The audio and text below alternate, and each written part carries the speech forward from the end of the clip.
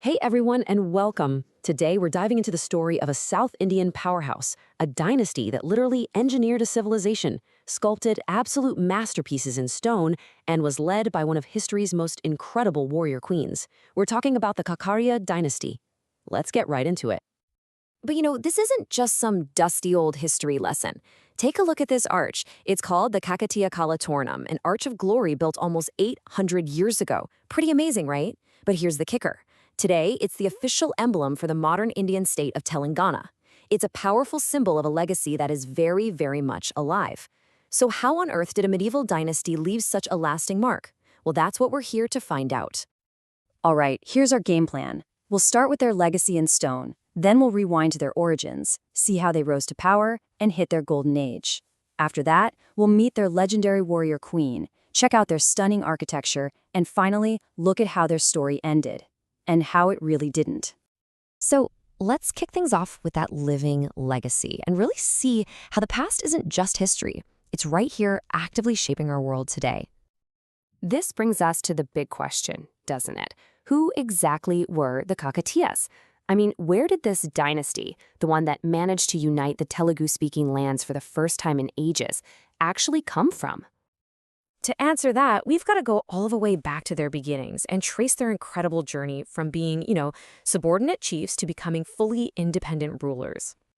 Okay, so this is where it gets really fascinating. You see this contrast here between their official story and what the historical evidence tells us?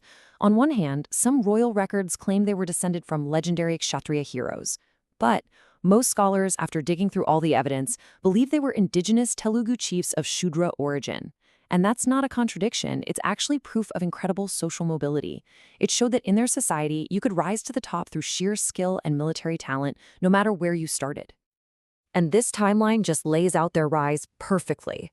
You can see they spent a couple of hundred years learning the ropes, war, politics, administration, all while serving other empires. Then, around the year 1000, boom, they get a crucial piece of land, Anumakanda, as a reward for their loyalty. And that right there sets the stage for the main event, in 1163, when Prataparudra I saw his chance, declared independence, and bam, the Kakatiya kingdom was officially on the map. And this brings us to their golden age. This was a period defined by an absolute visionary of a ruler, and some of the most incredible feats of engineering you can imagine. The man behind this golden age was Ganapati Deva. His reign was unbelievably long, over 60 years, and it was totally transformative. He was the one who finally brought all the different Telugu-speaking regions under one single unified rule. A massive achievement. So how did they manage this huge expanding empire? Well, they had this genius idea called the Nayankara system. Basically, the king would grant land to his loyal military commanders, the Nayakas. In return, each Nayaka had to keep a certain number of soldiers ready to go at a moment's notice. It was a really smart, decentralized way to run both the military and the government. But their true genius? Oh, it was in engineering. Get this, the Kakatiyas built a massive, interconnected network of about 5,000 irrigation tanks. 5,000! They turned these dry, rocky lands into fertile rice paddies. This wasn't just about farming. It was the economic engine of their whole empire. It created wealth and let new towns pop up all over the place. And what's wild is many of these tanks are still used today. Now, all that stability that Ganapati Deva created, it set the stage for one of the most remarkable rulers in all of Indian history, his daughter, Rudrama Devi. And don't just take my word for it. We have this incredible account from a world traveler, the famous Marco Polo from Venice, actually visited the Kakatiya kingdom while she was in charge. And this is what he wrote about her. I mean, he was clearly blown away, noting her skill and the serious respect she commanded. Yeah, Rudrama Devi was absolutely the real deal, a true warrior queen. She took the throne after her father and personally led her armies into battle. She successfully fought off aggressive neighbors and kept up the dynasty's tradition of building incredible public works and supporting the arts. She proved to everyone that she was a ruler of immense capability. And that legacy is probably best seen in their jaw-dropping architecture. It's this unique style that mixed old traditions with brand new local ideas, all carved in stone. One of the early gems is the thousand-pillar temple in their first capital. It was commissioned by Rudradeva right around the time they declared independence, which is pretty cool. And it has this stunning star-shaped design dedicated to three major gods, Shiva, Vishnu, and Surya. The heart of their empire, though, was the mighty Warangal fort.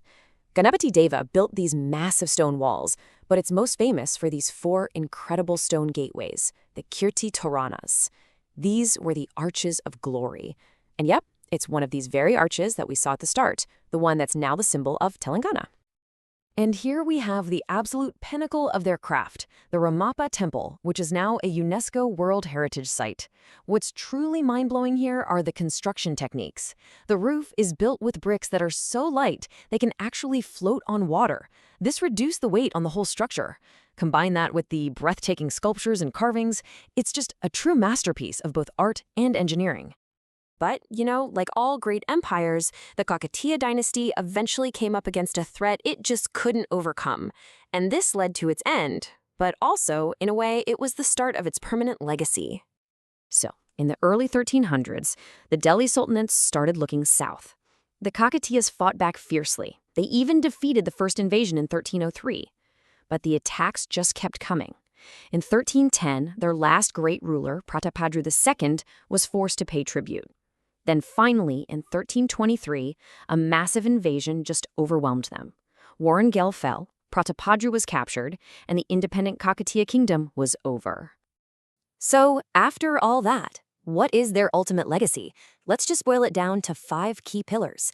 First, they were unifiers, bringing a whole cultural region together. They were innovators, whose engineering marvels still water the land today. They were builders of timeless, world-class architecture. They were progressives, creating a society that valued merit and empowered an amazing queen. And finally, they are inspirers, whose symbols continue to define a modern identity. Which brings us to one final thought. The dynasty itself ended, right? Its armies were defeated, its king was captured, but when its main symbol is on the emblem of a modern state and its irrigation systems are still giving water to people centuries later, it makes you wonder, doesn't it? Did they ever truly fall?